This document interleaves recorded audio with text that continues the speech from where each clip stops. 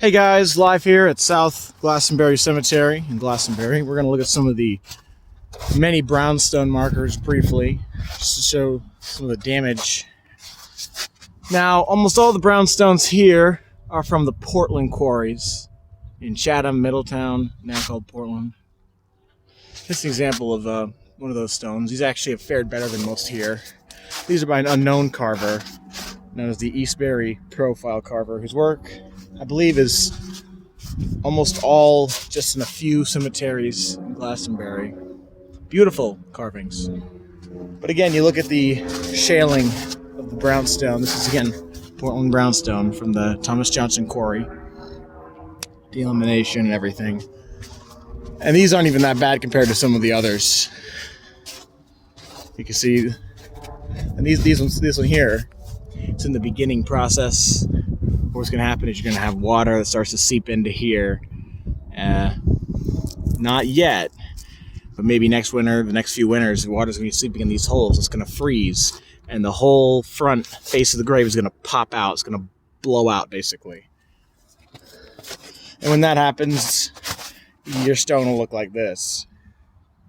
Again, these are all late colonial period, early 19th century, late 18th century. You can see here, again, water seeping in here, stone blows out.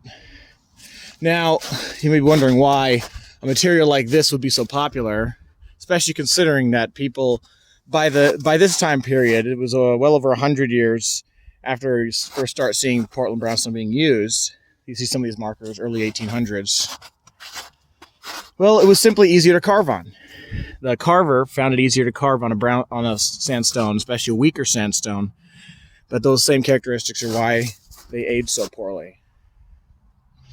It also is worth mentioning a lot of the carvers wouldn't live in the general area of the Portland quarry. Some of them owned the quarry, of course, the Stanglyphs and the Johnsons. 1820 on this one here. Ironically, a lot of the earlier period stones, like those by the early Stanglyphs, have aged better simply because they were carved much deeper and didn't have all these weird relief images, like this stone here, carved by Samuel Galpin of Weathersfield. And actually, this one isn't so bad until you get down here. The whole bottom of the stone is shaling off. The face isn't so bad. But again, when you have lightly etched material and you do a lot of fancier design work, that isn't helpful. If you just have a very plain stone like that of the early Stanglyphs, those have generally aged better. Even the early Johnson skulls, they were just carved into deeper relief. Let's keep looking. There's a few more. I mean, most of the brownstones here have significant enough decay to where at least a noticeable amount of the epitaph is shaled away. Here's a very good example. All you got is a few letters. You can see the crown, little remnants of the wings. This stone probably looked almost identical to this stone here. Looks to be the work of also Samuel Galpin. This one's aged a lot better, even though it looks to be of the same material. Both are Portland brownstone. Sometimes you just have a cut of brownstone that just held up better from the same quarry. Like, there's different parts of the quarry. Although there's still, again, look at the front here. That's starting to bulge out. So if there's no repair work done on this stone, it's going to be a while, but eventually this stone is going to fall down the same route as this one. Now, this stone here is not of the Portland brownstone. It's of some weird brownstone. I haven't really seen anything similar to this except up this some in like Massachusetts, although I highly doubt that's where this is from. It's probably from some small local quarry in the region, but seems to have held up quite nicely. Again, the whole front shaled off. This is from, early 1800s. Face is shaled off. I mean, most of the stones that I'm showing you, it's too late to actually do any kind of repair. This one that's done quite nicely. Again, you got the starting of the decay. Your water's gonna seep in here, and this is gonna start. Once it starts to fall apart, it just goes quick. Like, that stone probably's got another, 5-10 years where it's gonna look like that.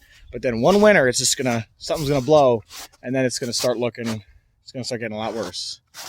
Now there's one brownstone marker here of what I actually believe this is from the Manchester Quarry, or maybe one of the Longmeadow quarries. It's got the spotting, but it's got the color more of a Manchester brownstone. Either way, it's from one of the more further north quarries, and this is aged a lot better. In fact, on these types of stones, I'm not really sure. It's such a weird stone. This carver, I'm not sure who carved this, but I've only seen this particular carver's work on Portland type stone. I'm guessing Manchester because we're not far from the Buckland quarries, but the spotting makes me think it's possible it could be from one of the Longmeadow quarries. Either way, both of those quarries had a more durable source of brownstone, so it kind of, I guess, shows you a contrast compared to a lot of the other stones here. I guess a final little thing I'll show you. There's some markers here made of granite schist, which is a material common in a lot of eastern Connecticut burying grounds. These are by the Bucklands in Manchester, who owned a brownstone quarry, but they also would often use Bolton schist. You can see, again, there's some level of erosion, but the stone remains legible, and certainly no structural damage, and there's no risk of anything really shaling off to an extreme on this stone. If the lighting was better, you could see this one better, but same story. Here's another more elaborate stone, probably by the Bucklands, possibly by Daniel Ritter. These are kind of confusing because they're in a very Bucklandy style, but the faces almost look more like Ritter's stones. Lettering makes me think Ritter, so probably Ritter. But again, you can see the superiority of the schist. This is again from the Bolton quarries.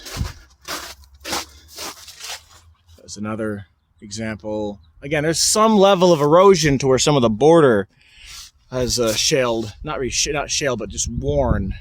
But the stone remains entirely legible, much better shape than most of the brownstones. Here's a brownstone in a bit better shape. But yeah, I mean, you look around these yards and you see the more elaborate the stones, generally, the more likely they are susceptible to such damage. At least in terms of lots of different lightly etched, lighter carved design work. Well, again, like I said earlier, the stones that were the earlier stones by the Stancliffes, the Johnsons, particularly Thomas Johnson I, the Skulls, and the Glastonbury Lady, those generally have aged better, especially the Stancliffes. Here's a more modern one. Again, this is probably like 1810, 1820, and the whole thing is just going away. It's really a shame. That's just how things go, I guess. Again, all various states of decay on these. But hope you all enjoyed this little video, just talking a little bit about the unfortunate decay that Portland brownstone goes through over the years, the centuries. And of course, again, some of those stones were in quite fine shape, but generally just aged very poorly. And it fell out of favor, of course. And you can see here, actually, brownstone continued being used for stone bases, like this one here. It's actually, a lot of these stones would have a brownstone slotted base, just because it would be obviously less expensive than using a piece of marble. But anyway, hope you all enjoyed the video. Comment or whatever. Might make some more, who knows.